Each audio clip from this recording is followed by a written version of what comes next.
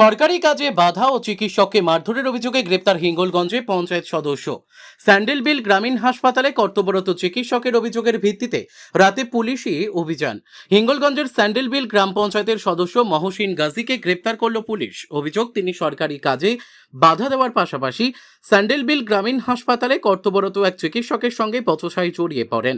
জানা গেছে, বচসা চরমে পৌঁছলে ও চিকিৎসককে কিল, চর, ঘুষি মারার অভিযোগ ওঠে মহসিন গাজীর বিরুদ্ধে। ঘটনার পরই ওই চিকিৎসক থানায় লিখিত অভিযোগ দায়ের করেন। মহসিন গাজী, তিনি ওই হসপিটালে আবার একজন সাফাই কর্মী। অভিযোগের ভিত্তিতে পুলিশ গতকাল রাত্রে অভিযান চালিয়ে তৃণমূলের এই পঞ্চায়েত সদস্যকে গ্রেপ্তার করে। ঘটনার তদন্ত শুরু করেছে পুলিশ। আমার তো প্রথম কথা একটু ইনসিকিউর ফিল হচ্ছে।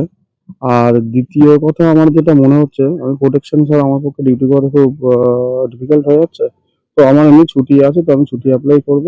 কারণ আমার মনে হচ্ছে ওরা যে কোনো রকম ভাবে হচ্ছে মহিলা গঠিত কেস বা অ্যালকোহল এডিক্টেড কেস বা এরকম কিছু আমার সঙ্গে জড়িয়ে দিতে পারে। যে আমি অন ডিউটি অবস্থায় অ্যালকোহল খাচ্ছি বা মহিলা গঠিত ব্যাপার, এইটা নিয়ে আমার খুব সন্দেহ হচ্ছে এবং আমার কাছে সেরকম টাইপেরই থ্রেট এসছে। আমি শুনেছি, এটা আমি মনে করছি।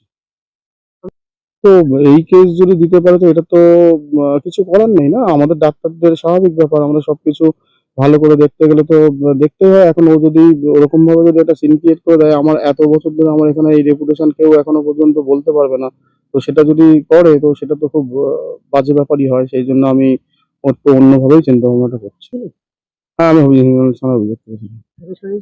হ্যাঁ, হ্যাঁ, অ্যারেস্ট হয়েছে। মহসিন গাজী।